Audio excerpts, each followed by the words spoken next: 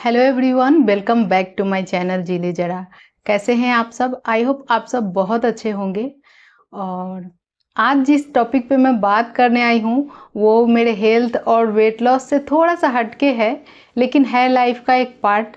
और जैसा कि मैं आपसे अपना डेली लाइफ शेयर करती हूँ, तो मैंने सोचा कि इस बारे में भी शेयर करूँ, क्योंकि ये एक मेरा ही नहीं, बहुत सारे पेरेंट्स का, लगभग 25 लाख पेरेंट्स अभी इस दौर से गुजरे हैं जो 4 तारीख को हुआ है। एक वॉर जो अभी हमारे देश में चल रहा है, और एक जो हमारी सेना लड़ रही है, और एक वॉर वो हुआ 4 तारीख को, यानी कि 4 मई को, जो लड़ाई हमारे बच्चों ने लड़ी, यानी कि नीट का एग्ज़ाम, जो इस साल इतना चर्चा में है, इतना चर्चा में है। बोल रहे हैं कि इतना टफ मतलब क्वेश्चन पेपर आया कि बच्चे तो बच्चे, टीचर्स को भी वो करने में बहुत समय लग रहा है।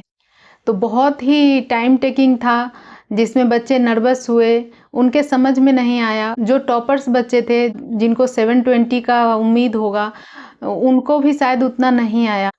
फिर जिनके पहले से ही कम आ रहे हैं, उनके तो क्या ही कहने।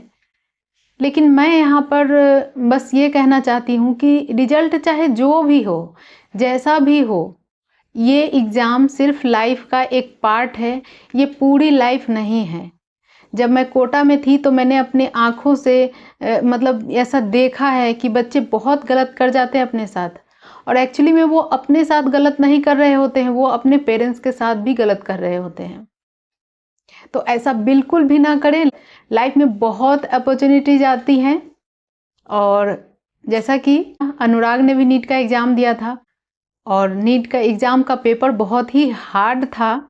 ये अनुराग का 3rd अटेम्प्ट था। वो 11th और 12th उसने कोटा में ही किया था, और 12th बोर्ड के साथ ही वो नीट की प्रिपरेशन कर रहा था। इस बार पूरी उम्मीद थी उसे कि इस बार उसका सिलेक्शन हो जाएगा, और अभी भी है, क्योंकि वो बॉर्डर लाइन पे खड़ा है। हो भी सकता है और नहीं भी, कुछ भी हो सकता है, तो इसकी कोई गारंटी नहीं है। देखते हैं कि रिजल्ट क्या आता है, रिजल्ट आने के बाद ही कुछ कह सकते हैं। पर जो भी हो, एज अ पेरेंट्स हम उसके साथ हमेशा खड़े हैं, और हमेशा खड़े रहेंगे, क्योंकि मैंने देखा है कि उसने बहुत मेहनत की है इन 4 सालों में।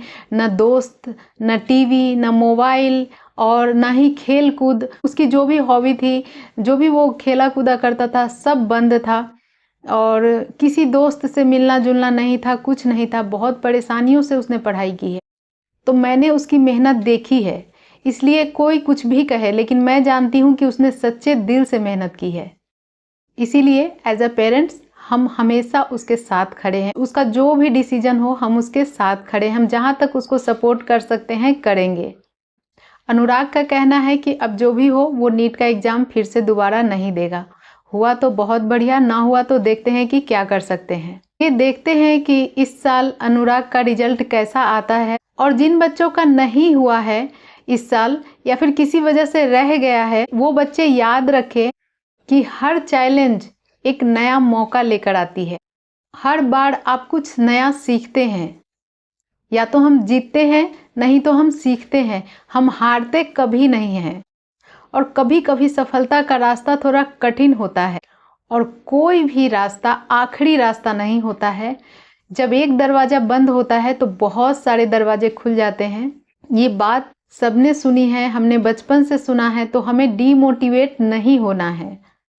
या तो हम फिर से ट्राई कर सकते हैं तो करेंगे, नहीं कर सकते हैं तो हम कुछ और टॉपिक को लेके आगे बढ़ेंगे, कुछ और करेंगे, लेकिन आगे बढ़ेंगे, क्योंकि बढ़ते ही रहने का नाम जिंदगी है। जिन भी बच्चों का नहीं हुआ है, वो पेरेंट्स कभी भी ऐसा ना सोचे कि उनके बच्चों ने मेहनत नहीं की, और फिर या फिर जो बच्चे भी सोचते हैं कि शायद मेरे मेहनत में कोई कमी रह गई, वो भी अपने ऊपर ये रिग्रेट बिल्कुल भी ना रखे। मतलब वो अपने मन में ये रिग्रेट ना रखे बिल्कुल भी। कभी भी अपने मेहनत को कम नहीं समझना चाहिए। जब आप जान रहे हैं कि आपने जी जान से मेहनत की है, फिर आपको घबराना नहीं है बिल्कुल भी। आपको संतुष्ट रहना है, और हैप्पी रहना है, खुश रहना है कि आपने इतने बड़े एग्ज़ाम को देने की हिम्मत की है। और जो ड्रॉपर है, मतलब ड्रॉपर शब्द बोलना तो नहीं चाहिए, मुझे ये शब्द ही पसंद नहीं है, मतलब जिन्होंने भी बार बार, एक बार हार के गिरे, एक बार जिनका नहीं हुआ फिर से दिया, दोबारा तिबारा, वो लोग तो भाई सैल्यूट है उनको। वो एक फौजी हैं, एक मतलब वॉरियर हैं मैं तो कहूँगी। इसीलिए हिम्मत नहीं हारनी है और हमेशा आगे बढ़ते जाना है। तो मैं यही कह रही हूँ कि आगे बढ़िए, हिम्मत करिए। अगर फिर से एग्ज़ाम देना है, फिर से प्रिपरेशन करनी है तो फिर से करें, नहीं देना है तो कोई बात नहीं है। एक नया सपना देखिए, एक नई मंजिल की तरफ कदम बढ़ाइए और आगे बढ़ते रहिए। तो आज मैं इतना ही कहने आई थी। Thanks for watching the video. और जितने भी बच्चों का हो रहा है उनको मेरी तरफ से बहुत सारी शुभकामनाएं, ऑल द बेस्ट। और जिनका नहीं हो रहा है उनको भी मेरी तरफ से बहुत सारा प्यार कि वो आगे लाइफ में बहुत अच्छा करेंगे। इसी के साथ लेती हूँ आपसे विदा।